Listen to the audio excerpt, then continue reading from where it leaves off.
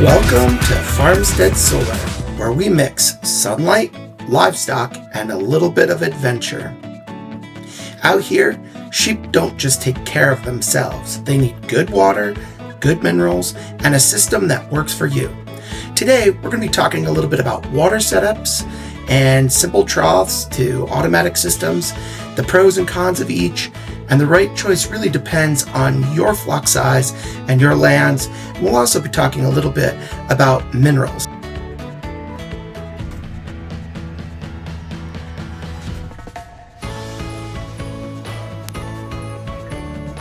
So every Friday we visit our solar sites, check on the water, and do the minerals. Today we're going to be visiting 6 of our 9 sites.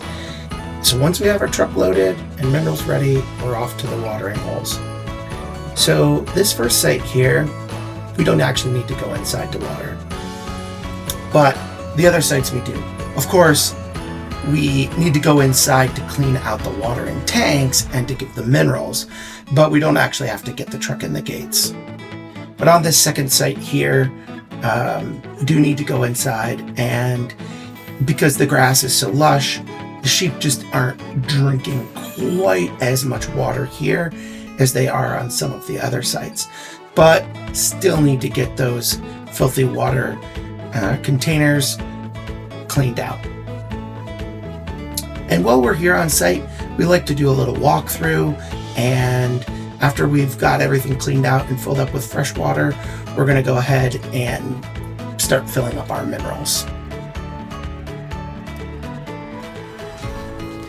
We've been using this generic sheep mix from Tractor Supply, and the sheep really like it, but quite honestly, it means we're probably going through more than we need.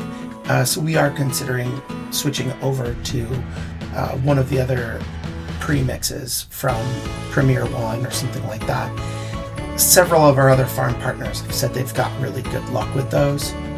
So as we're coming up onto our third location here, you'll see we've gotten through quite a bit of our water already.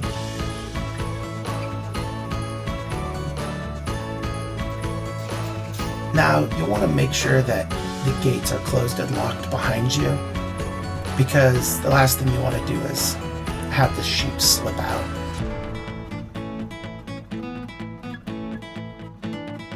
So in this system here, we have 2 different watering setups because we've got more sheep at this location.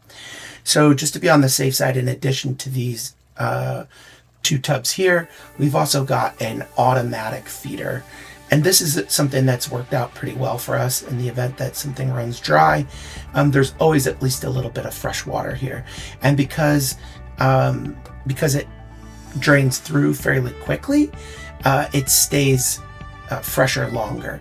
We also do put a few drops of chlorine in the water just to keep it fresh. And again, you can see we've mounted this here with 1 screw so that we can just tip it over. Now, obviously this wouldn't work on the sites that we have pigs on, but it does work really well as a backup, and it seems to work. The sheep seem to really enjoy it. And also because we've got more sheep on this site, we're going to be putting down significantly more minerals. Most of these sites are right around 25 acres, and we're going to be running anywhere between 2 and 5 sheep to the acre. So we also have these protein lick tubs, but a lot of times we'll put the minerals on top to encourage them to eat the minerals to get to the protein. And there they are, happy eating their fresh minerals.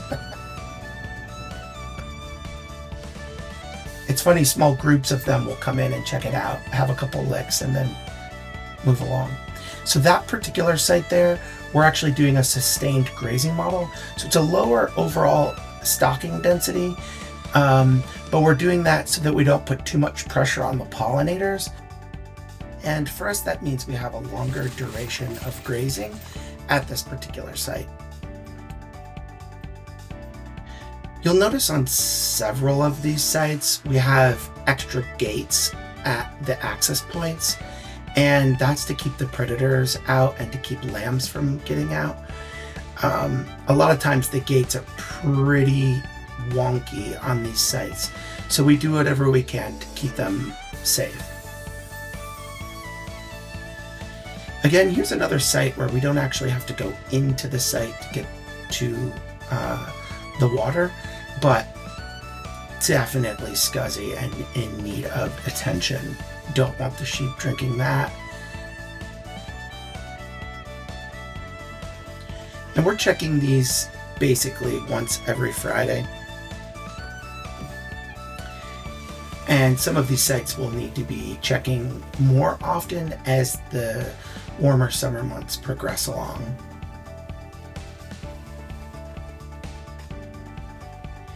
We often recommend setting up remote monitoring cameras to keep track of your water and minerals.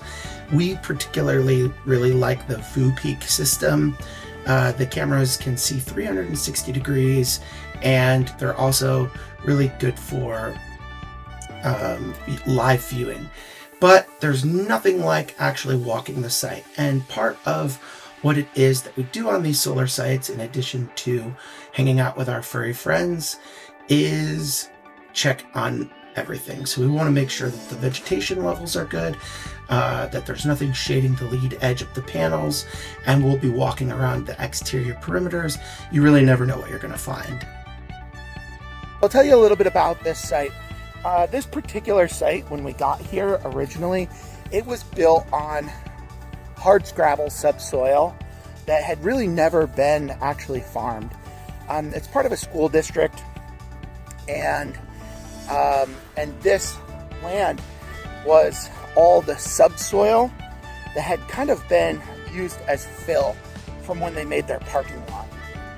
And right now we have about 3 sheep to the acre on this particular site. And the forage is still, it's not as dense and lush as, as we might like. But when we first got on this site, we had 1 sheep to the acre. So we're seeing already the soil really starting to come back to life here. But I want to show you one quick thing here. And this is just an example of where we're at. So here you can see the solar site vegetation, and then just on the other side of this fence line, but the difference is pretty stark from where the sheep have been grazing to the outside, the version on the outside there. You can kind of see that. And then on this side, we have some farm fields. So that brings us to our final site of the day. Each of our projects are between 35 and 40 minutes on average from each other. So it's a 3 or 4 hour round trip drive for us to get everything done on a Friday. We're making a pretty big loop around our county. And if we're having to move sheep to any other locations during that particular day, then we just definitely need to prepare enough time and set up enough time to get that done as well.